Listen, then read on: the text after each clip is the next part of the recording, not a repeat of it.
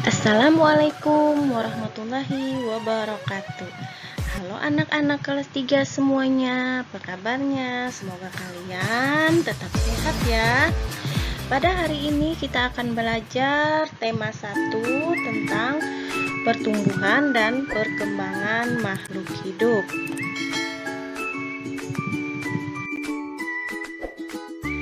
Nah anak-anak, pada pembelajaran 2 ini kita akan belajar bahasa Indonesia. Coba kalian buka pada halaman 7 bukumu. Bacalah dengan teliti. Tuhan menciptakan berbagai makhluk hidup. Makhluk hidup bergerak dengan cara yang berbeda-beda. Mari kita amati hewan seperti kupu-kupu dan manusia. Kupu-kupu terbang menggunakan sayapnya, manusia berjalan menggunakan kaki. Selain bergerak, ciri makhluk hidup lainnya adalah bernapas. Alat pernapasan makhluk hidup pun berbeda-beda.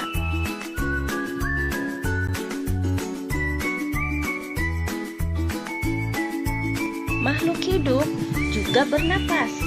Bernapas itu artinya menghirup dan menghembuskan udara. Alat pernapasan makhluk hidup berbeda-beda, seperti kalian lihat gambar di bawah ini.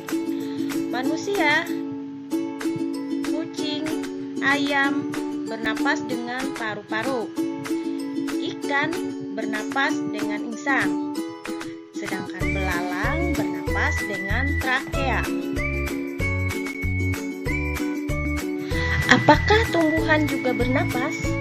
Ya tentu, tumbuhan juga bernapas. Tumbuhan bernapas melalui lubang kecil di daunnya. Lubang tersebut disebut dengan stomata. Makhluk hidup mengalami pertumbuhan. Batang tumbuhan semakin tinggi dan jumlah daunnya semakin banyak. Itulah bukti bahwa makhluk hidup mengalami pertumbuhan. Ketika kamu masih bayi, tubuhmu tidak sebesar sekarang. Tubuhmu tentu lebih tinggi dan lebih besar. Coba kalian lihat urutan pertumbuhan manusia di bawah ini, yang dimulai dari bayi, balita, anak-anak, serta dewasa. Cara berkembang biak makhluk hidup berbeda-beda.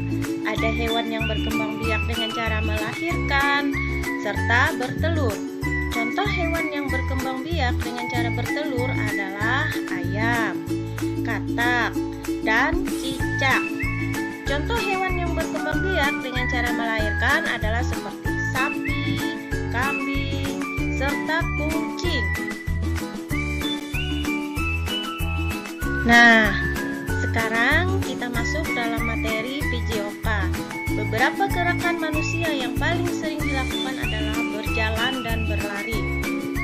1. Berjalan.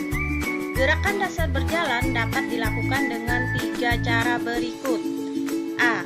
Berjalan ke depan dan ke belakang. Caranya, tegakkan badanmu ketika berjalan, langkahkan kakimu seirama dengan ayunan tangan. Begitu juga ketika berjalan ke belakang.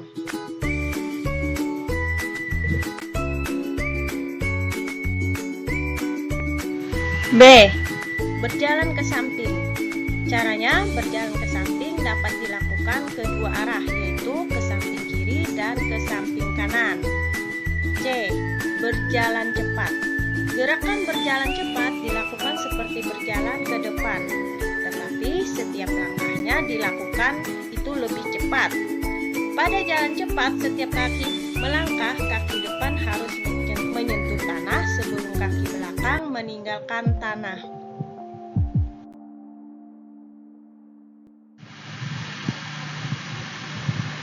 2.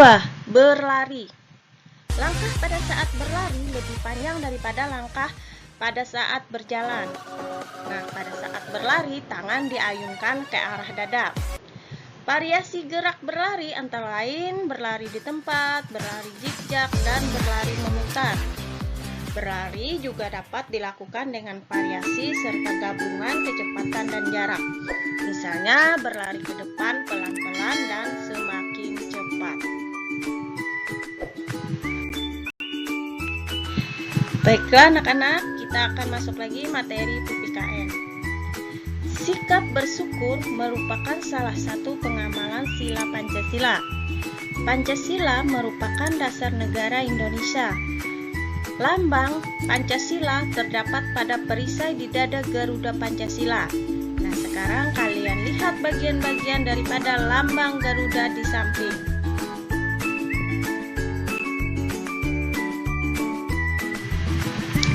Sikap bersyukur merupakan pengamalan sila pertama Pancasila. Sila pertama Pancasila berbunyi ketuhanan yang Maha Esa. Bagaimana kita bersyukur kepada Tuhan? Bersyukur dapat dilakukan dengan berbagai cara, antara lain seperti berikut. Tidak membuang makanan yang sudah diambil, menjaga kesehatan tubuh, menyayangi makhluk hidup di sekitar kita, serta menjaga kebersihan lingkungan.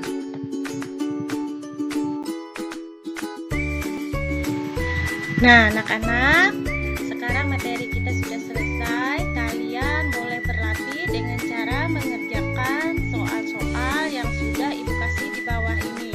Seperti nomor 1, tuliskan perbedaan cara gerak, alat pernapasan, cara perkembangbiakan, dan makanan dari makhluk hidup berikut.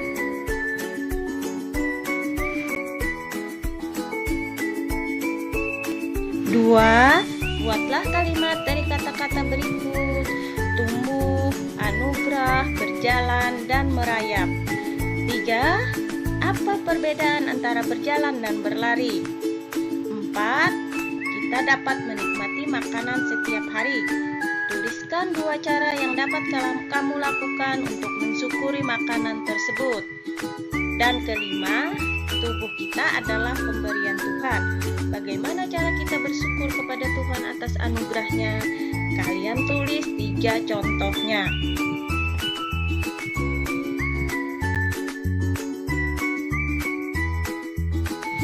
Nah, sekian dari Ibu. Semoga kalian tetap sehat dan jangan lupa selalu pakai masker bila kalian keluar.